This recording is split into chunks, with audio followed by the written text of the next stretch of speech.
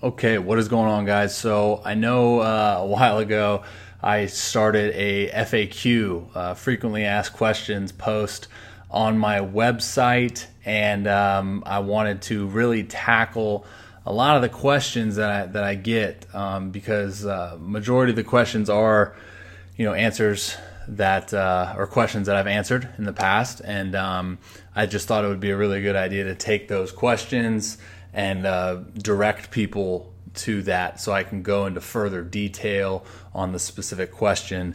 And then I did my first one on velocity. I'll link that in this post. I did the first one on velocity, tips on how to throw harder, and I didn't do another one. This will be my second one. But I would say between all of all the questions that I get via Instagram, email, whatever outlet it is, I would say the two most common are obviously velocity. How do I throw harder? That's number one. Everyone wants to know because there's apparently a blue and a red pill that you got to take. And then number two, close second, is how do I command better? How do I have better command, right? And these are strictly from the pitching side. We can kind of go into a different topic in regards to like how do I gain weight or how do I lose weight. I get that question a lot actually as well.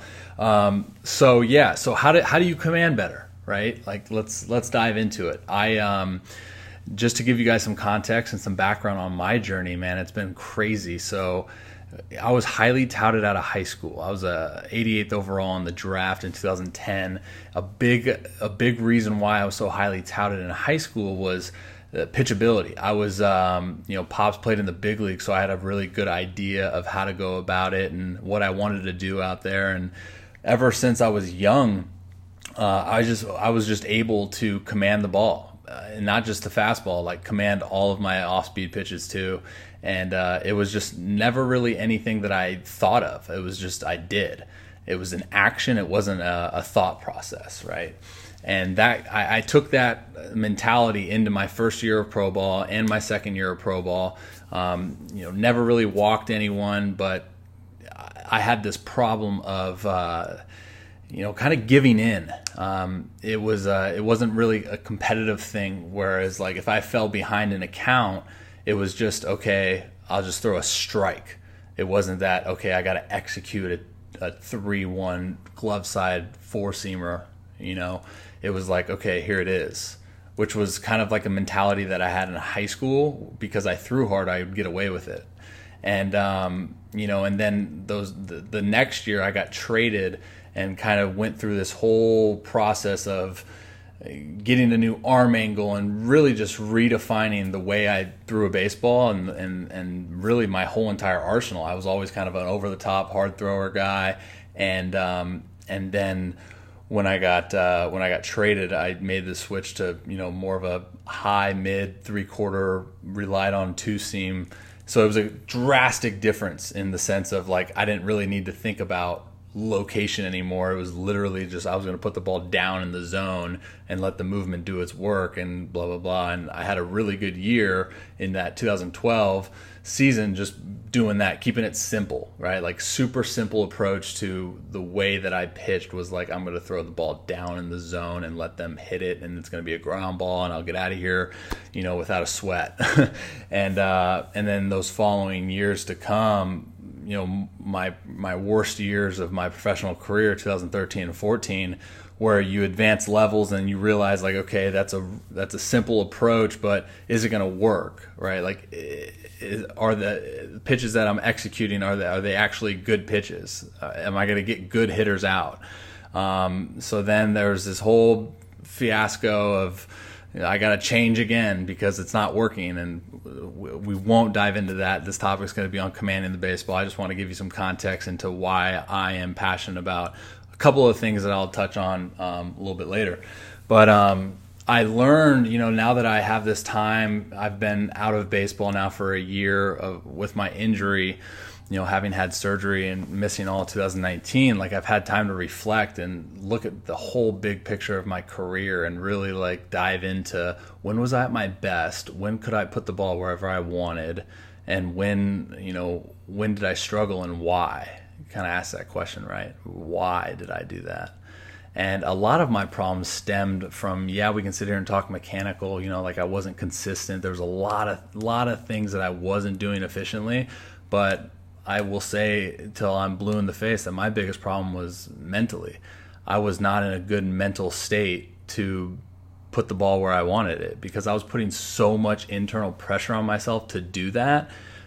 It was just too hard for me, and like I said, we can sit here and talk mechanical all we want. And you're not wrong if you say, no, Robby, you had a mechanical problem and that's why you weren't throwing strikes. Yes, I agree. But me being there and me being inside my own head and really understanding, holy smokes, dude, pitching is hard. Throwing a baseball where you want is hard. And I think a lot of the times we make it even harder on ourselves because we go, oh man, if I don't throw a strike, that's going to be embarrassing. If I don't, get this guy out or whatever the case may be, we are our own worst enemy, no doubt about it. Yeah, there's a hitter in the dish, but I don't know how you guys are, whoever's listening to this, but for me, when I was younger, that was the underlying issue, honestly, for my command, because like I said, I went from a guy that could put the ball wherever he wanted, not even thinking about it. It was just happening. And then later I thought about it and was like, okay, I got to do this because the hitters are this good. And my whole entire really approach drastically changed. And it was just a constant, like I said, internal pressure of really panicking inside and saying, okay, I got to do this and that. If I don't, I'm going to lose. And if I lose, I fail and I fail. It's embarrassing and all this stuff. Because you want acceptance, right? You want external acceptance. You want the people around you go, oh, wow, he's good. He's good at what he does. And my whole thing was it was kind of, it's an embarrassing thing, right? I'm man enough now to sit here to you guys and talk and admit this, but it's an embarrassing thing when you put so much blood, sweat, and tears and you work so hard at this one thing, right? Pitching, throwing a baseball, being a ball player, and you just fail at it. And not just fail, but, again, speaking from the pitching side, not just fail, but don't even come close. I've had outings where I've thrown 16 balls in a row. I've literally, that was my last outing before I got released in 14. Threw 16 balls in a row, had no idea what was happening. I felt like I was literally out there left-handed, and I'm a righty. And it's embarrassing. We don't want to be embarrassed because we put so much effort into it. We put so much work into it. And we want to see that, we want to see that work pay off. And when it doesn't, it's frustrating, dude. The game is frustrating in general, but, at that magnitude, it's frickin' hey, why am I doing it? What's going on? So the two different kind of viewpoints that I want to come from here is the mental side and the mechanical side. Okay, so we kind of already touched on my whole issue. Like I said, I will sit here and talk to you guys about the mental side, and that's why I was the way I was during those years. I was struggling a lot of it, because my mental state was not in a good place. I was not in a good place. And again, think about this. It was the first time really in my whole entire life where I was dealing with these command issues, right? These yip type things. I had never dealt with it before. They just all of a sudden, right? So I think for me to best equip you moving forward, I know I've touched on this subject a few times in some pitching talk segments and whatnot, but I think you really got to dive deep down into your foundation for the game. You have to really ask yourself, what am I fearing? That's something that when I was in the moment, I never really asked myself. I never came to the realization of why am I putting so much internal pressure? Because like I said, I can sit here now and admit okay, it's embarrassing. I don't want to be embarrassed. I know all of these people. I want to please all my teammates, my coaches, the fans, and I don't want to be embarrassed. And that's what was causing me to put so much more internal pressure. And later in life, later in my career where I kind of, made the jump, it was literally F it, right? That mentality of F it, where it's I don't care anymore. I don't care about other people's perception, right? Like I was putting too much weight into that before. I was putting so much emphasis on what other people were thinking of me. I wanted everyone that saw me perform say, that guy is freaking good. I wanted that acceptance, and I didn't really accept myself internally first. So later in my career, I finally was like, yo, I don't care. I'm going to do everything that I can to put myself in a position to succeed. And if it doesn't happen, like, who cares? Because I know who I am now as a person, as an individual. I know who I am. I know what my beliefs are. I know what I stand for. And that's not going to change no matter my results in a baseball game, right? So as soon as I kind of established that really solid foundation, I was able to look past the balls and strikes. Obviously no one wants to go out there and not throw a strike and not compete and not get outs and not succeed. But at the end of the day, I think we only do ourselves a disservice if we're putting too much emphasis on that, right? Like for me, I identified later on that I'm better when I'm just having fun and I'm just playing the game and I'm just competing and I'm just throwing a ball, athletic, like just trying to get the guy out, not worrying about, holy smokes, dude, if I throw this ball right here, it's going to be a 2-1 count, and this guy in 2-1 counts hits 400, and like, holy smokes, which is easy to do, especially for a guy like me who I'm very analytical. I like to think, I like to overanalyze a lot of things in life, and then it's hard to go out in the mountain and just all of a sudden turn that off. But that's where I'm at mentally. I think I talk to a lot of youth ball players, and I think again, we can sit here and talk mechanically, and there's probably things going wrong, but the mental side of it, man, is such a huge point that I think we overlook way too often, because as soon as things don't go good on the field, we all of a sudden think like it's skill orientated, right? Like it's physical skill, it's talent, it's physical.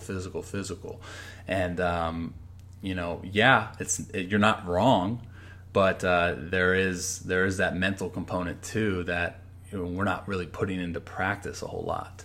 So again, from the mental side, man, like I think we need to identify where we're going wrong. You need to check your ego at the door and check your pride at the door and be like, okay, where am I at right now mentally?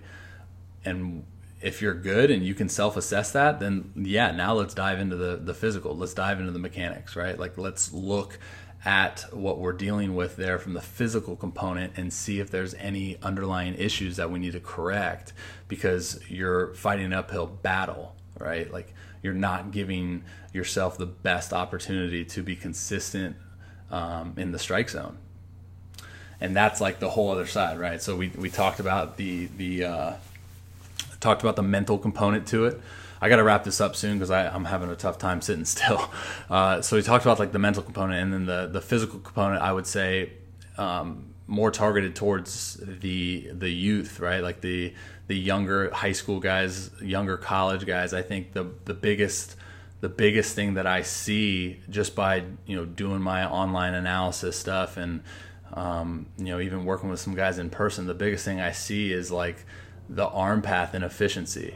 And I think it's so much of timing, and you got to think about like, I don't know if you guys have heard the analogy like the whip before, right? Like our arms, the end of the whip, and everything has to be so like in sync, and it has to happen like that. And one little tiny thing thrown off, the whole entire vehicle breaks down. You know what I mean? And to get that timing exactly like where it's efficient and it's powerful. A lot of people ask like, how do you throw harder and how do you command? Like, what should I focus more on? I come from a point where I believe they're one and the same. When we look at the efficiency of a delivery, that not only increases your power output, man, but that gives you the ability to be just consistent over and over. And if we can be consistent within our delivery, then we have a better idea of where the ball's going. A lot of people, a lot of guys will fight inconsistencies for a long period of time. They're not the same. They're not their delivery is not repeatable because of, X, Y, and Z. We can go on and on about, instabilities, balance, force production, like all of these other things that we can really dive into, that aren't there. So I think timing, it's always going to be about timing. And that's why I'm such a big believer in athleticism trumps all, man. Athleticism trumps all. If that's one thing you take away from the physical component to commanding the ball better from this talk, it's athleticism trumps all. Then the question is, right, like how do we get athleticism, right? Like how do we get to the point where we're here, wherever you guys are in your development, to the point where you want to be super athletic? I think, I've talked a lot about this on my podcast with a bunch of other guests, where it's like we get into this idea that at an early age, we want to specialize as a pitcher, right? So we're seeing like 7, 8, 9-year-olds being like, oh, I'm a pitcher. Whereas I personally, and I don't know if it's a matter of wrong and right, but people have their different beliefs, where it's like, I believe that that's gonna do harm for the overall goal of being an athlete, because you're taking away the ground balls at short, right? The web gems in the 6-hole, the web gems in the outfield, fielding a ground ball and throwing a guy out, or whatever it is. Like all of those plays in baseball that require a ton of athleticism, that are being molded during your development, like you take those away, and then when you're 18, 19, 20, 21, you're so specialized in pitching and throwing a baseball that you're not able to make those adjustments that you need to make on the fly because you lack the athleticism. I hope that makes sense, because that's something that I struggle with too. I've been very vocal about it, where, I grew up basketball, freaking other positions in baseball. Like there were so many things that I did just from an athletic standpoint. And then as soon as I turned pro at 18 years old, that was kind of like taken away. And I was 18, so I didn't know what to say. I was just like, okay, yes, sir, got it. And, a couple of years in, I'm sitting there thinking like, okay, I haven't fielded a ground ball in 3 years. I haven't freaking taken BP in 3 years. Like athleticism, man, you don't use it, you lose it. And so that was, I think, another one of those components, right? We talk about my mental struggles. That was a physical struggle a little bit too, was I was lacking that athleticism that I relied so heavily upon when I was younger, right? So, you don't have to, it's not rocket science. Connect the dots. I commanded the ball superbly growing up, not even thinking about it. What was I doing? I was an athlete, right? Like you go to baseball practice, and baseball practice get over, you go to basketball, and then you go with your boys and you go to the sandlot and you play more baseball. Like you're just an athlete, not really thinking of anything else. But that natural athleticism that you create and you instill, those patterns, that trumps, you know what I mean? And that's why I fear, now that I'm kind of going into the instruction side, that I fear that my biggest fear is I don't want to be the pitching mechanics guru guy. Like I won't do it. I don't believe in that. I think the more, and even if you're an instructor that is a pitching coach or someone that does pitching lessons, it's not wrong, but think about it in the sense of you're working with a 14, 15, 13-year-old kid or whatever it is. You start talking those mechanics, like they get very mechanical. It's not their fault. They're young. They don't really know how to decipher those mechanical movements to the natural fluidity and natural athleticism. So it's now from the instruction side, it's like, how do we piece all of that together, and how do we best use this terminology to get the most out of the athlete? That's why I fear a lot of those analysis that I do. I fear talking so mechanical because of what I believe and what I've been through and what I've seen. So tips on how to command the ball better: be an athlete. Check your mental state. What is it? Identify the problem. I think that's the first step, is identifying, right? Like that check the ego, check the pride at the door. You have to do that, because I'm an alpha male too. Like, I don't want to admit that I'm wrong. I don't want to admit that I'm doing anything wrong. I don't want to admit that I'm mentally weak. Like, that's embarrassing. That's something that we don't do as men. But, you know, at the end of the day, like, what's the goal? If your goal is to play baseball at a high freaking level, these are the things that we need to do, you know, because they're for the betterment of our career. So identify what the underlying issue is. Is it from a mental standpoint? Is it from a physical standpoint? I can help with both. Sign up for a consultation. We'll talk mental game. We'll figure something out. We'll put something into place where you can grow from it, right? Put something into your practice where you can really grow. You know, even if it's physical, I can help. Sign up for an analysis, right? Like, these are these outlets that I have that I would love to assist you guys. I originally planned on this being like 6 to 10 minutes. It's 21 minutes now. I apologize for the length. If you guys stuck around and listened to this whole thing, that fires me up. So hopefully I touched on some things today that made a lot of sense to you, and now you're better equipped to tackle your development. As always, guys, much love. God bless.